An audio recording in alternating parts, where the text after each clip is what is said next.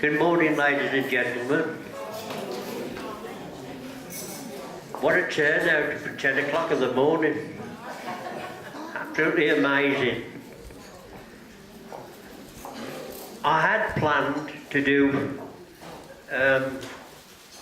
quite a few things during our session together, but like the old saying goes, plans like mice and men e'er go astray, and I'm afraid things have gone astray because we've got so much stuff that we need to touch on today that I'm afraid we'll have to cancel what we originally intended to do. What I had worked out for the morning session was a look back at what life was like for the average housewife in the post-war period, the very early post-war period. Because I don't think we do enough to record the lives of women in the black country throughout the 20th century. We do not do enough to record just what their daily routine was like. So I'm determined to do that at some stage, but perhaps not today, because it's too long.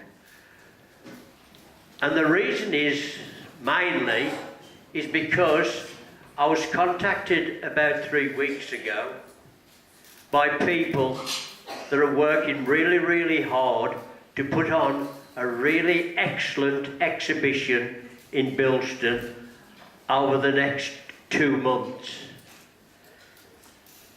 And when they knew that I was doing this talk here this morning, they approached me and said, could you do something about publicising what we're trying to achieve?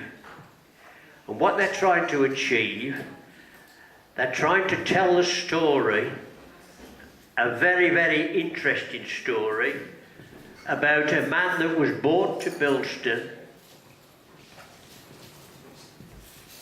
with the intention of advising the local council on how best to redevelop the town once the war has ended. And his story and what he was trying to achieve is absolutely amazing. And if you take the trouble to attend this exhibition, one thing I'm certain, you will not be disappointed, especially the ladies, because there's something in that exhibition for everyone to retain your interest. I'll give you the details during the morning, and hopefully you'll be able to pick out a day that's suitable for you to go along and hopefully take other members of your family. They have supplied me with hand leaflets giving you more details and posters. If you want them, just ask. We have got Frank Sharman here from the Black Country Memories Club, and he's involved in that exhibition. I don't know what his actual role is, but you can always speak to him after the meeting. We've also got a lot of other people here today that I think you should know about. Apart from Frank Sharman from the Black Country Memories Club, we've got Gerald Hanrahan, who handles publicity for them.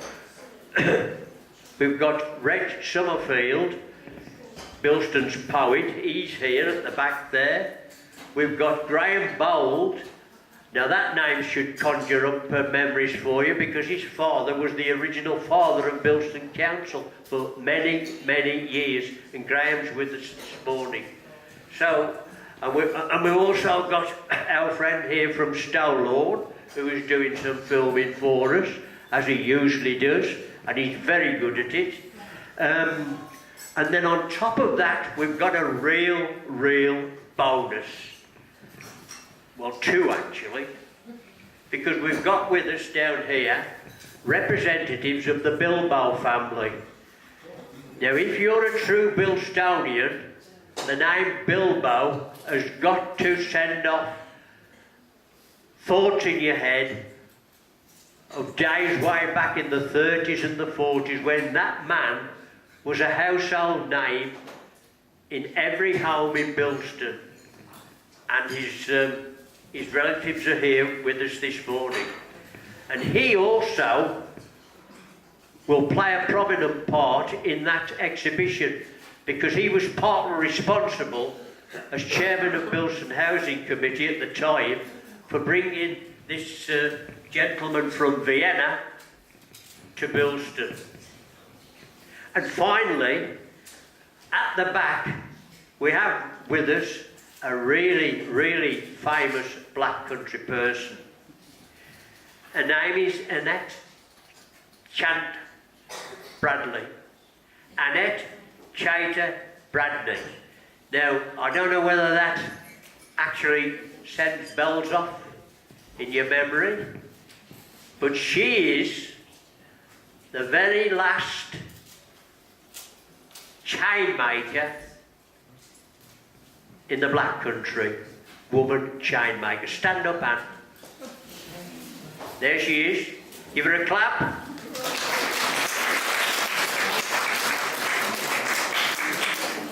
She's taken the trouble to come with us, to be with us this morning, and we should appreciate that. And I'm perfectly certain that many of you would like to have a chat with her afterwards because she's obviously got a marvellous tale to tell. Her family history is really, really family history.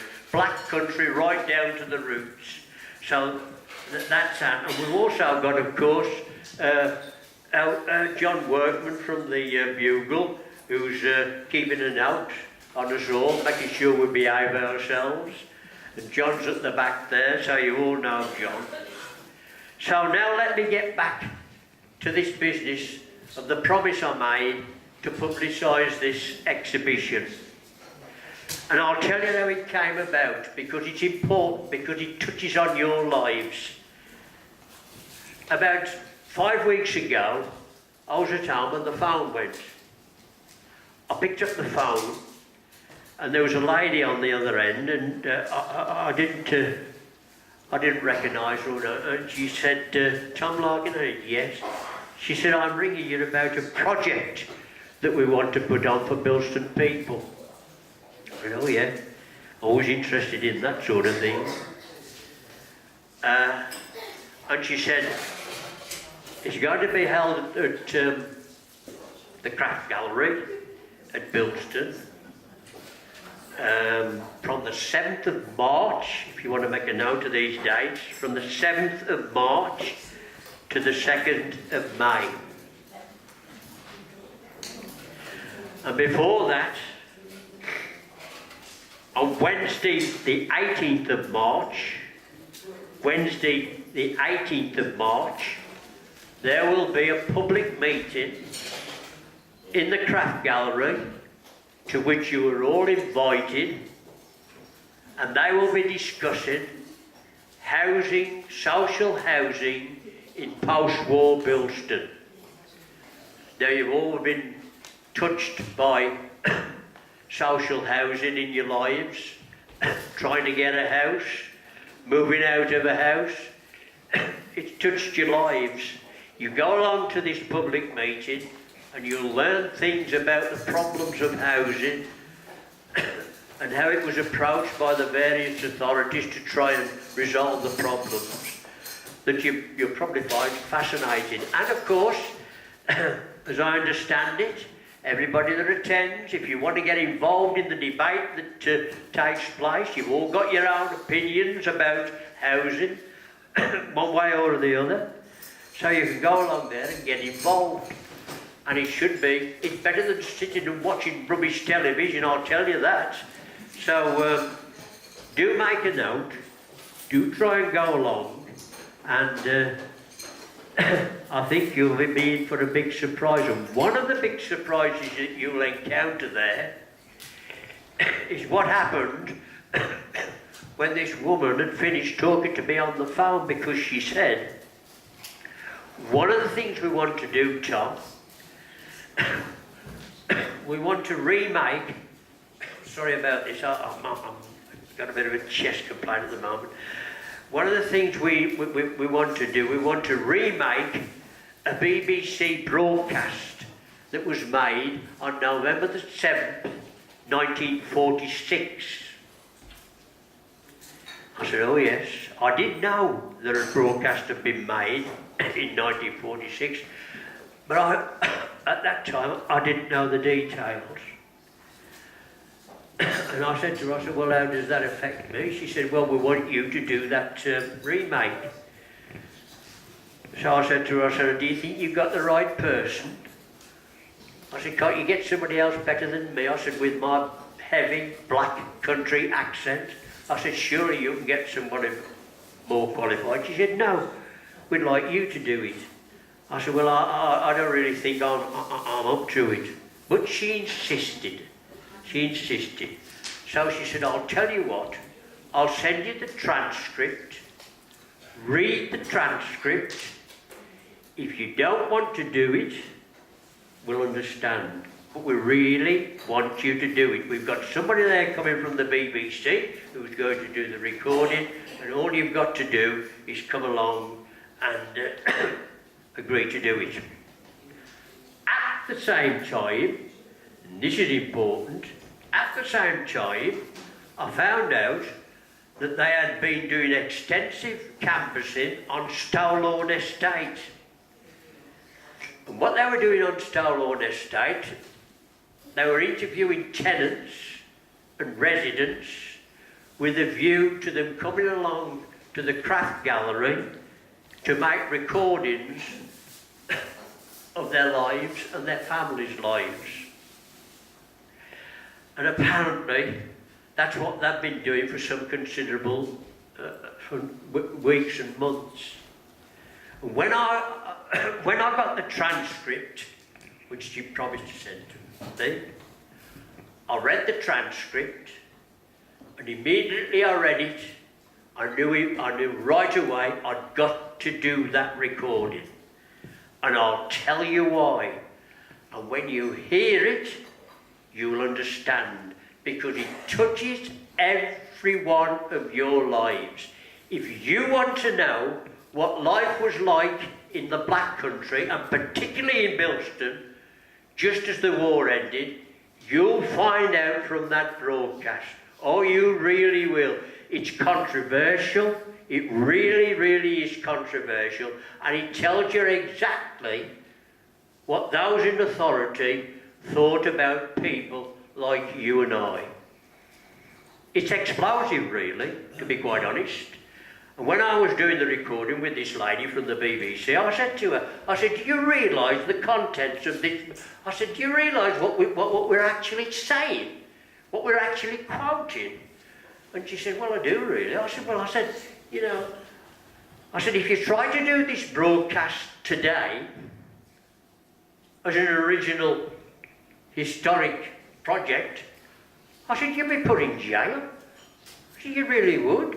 I said, if you started making comments that are in that transcript today, I said, you just wouldn't get away with it. And I'll read a few of the extracts to point out what I mean.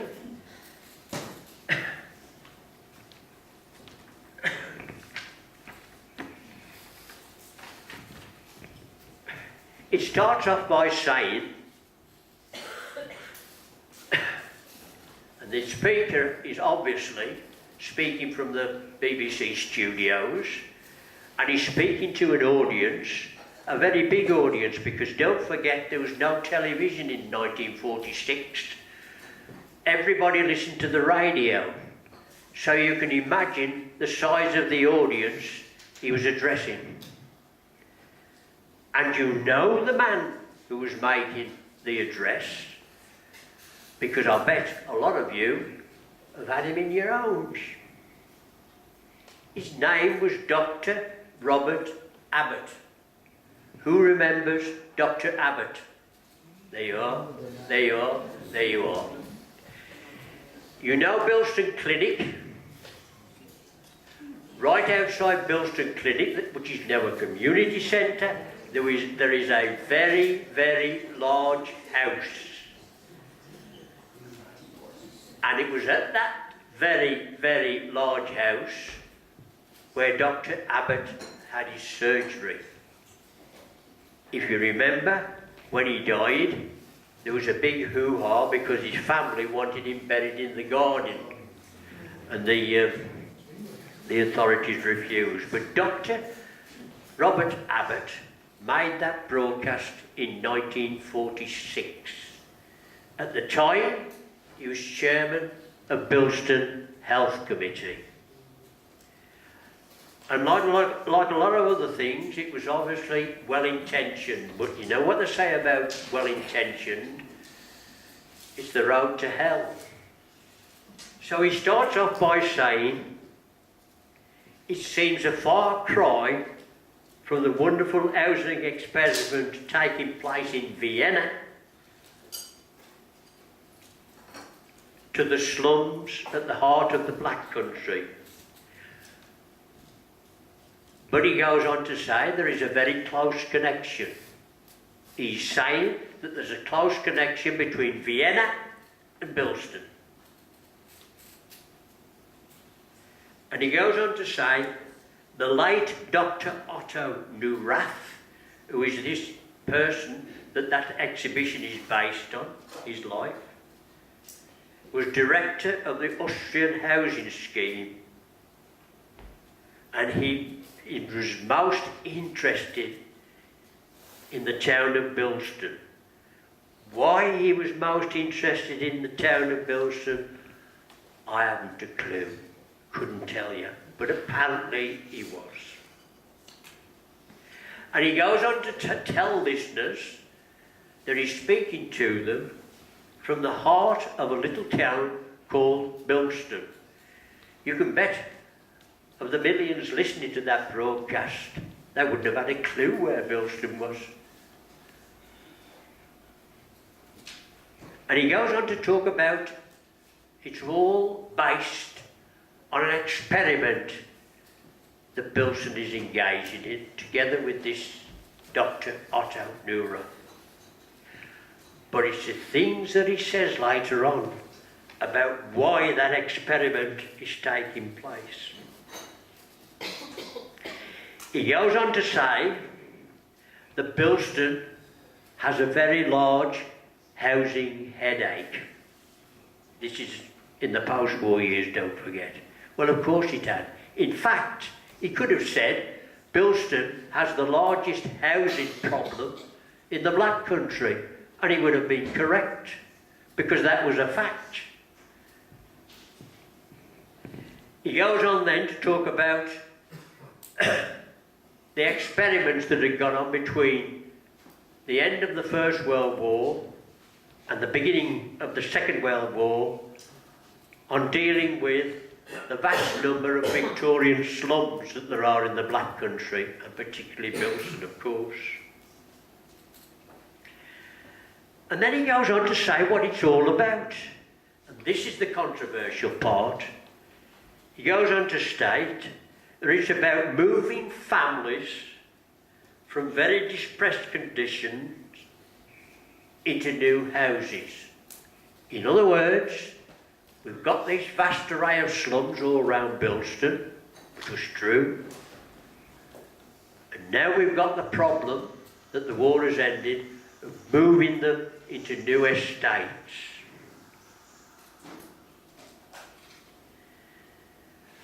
Then he goes on to say, but there is a problem. We move them into new houses, and we need to get them to adopt to living in modern conditions. Otherwise, he says, if not, the estates that they move into will soon deteriorate into the type of areas that they were moved from. In other words, the slums that they were being moved from, if we don't educate people, they'll turn the new estates into similar slums. Well, that's a very, very controversial comment, that is. In other words, in shorthand, it's saying that people that lived in slum conditions through no fault of their own were incapable of keeping their house in decent order. You know that's wrong. You know people that lived in slum areas in Bilston. Some of the women were absolutely so taken in with ensuring that the little house that they lived in, even though it was probably a slum with leaking rooms, with outside toilets, no running water and all the rest of it, they still tried to keep the house as tidy as possible.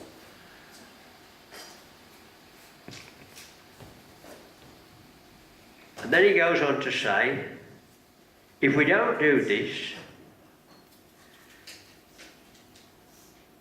and I'm sure this is a crooked thinking, he says, I'm sure this is really crooked thinking.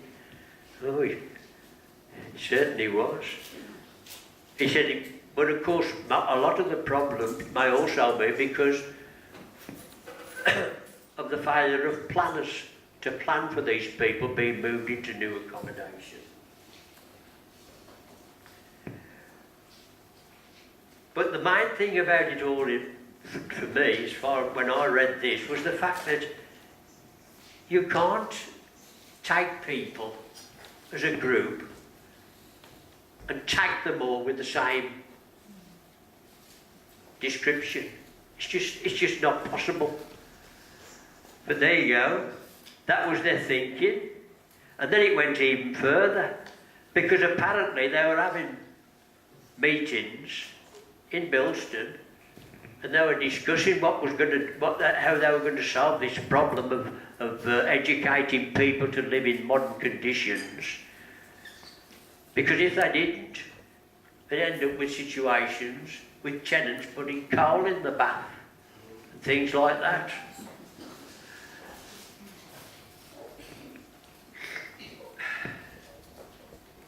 I've since been told that indeed was true on certain estates, of the new estates that were built in Bilston. People have told me, oh yes Tom, it's true, we knew of families that did that. So maybe we've been a bit harsh on him. Maybe that was more common than we care to admit. But go along there, listen to this broadcast.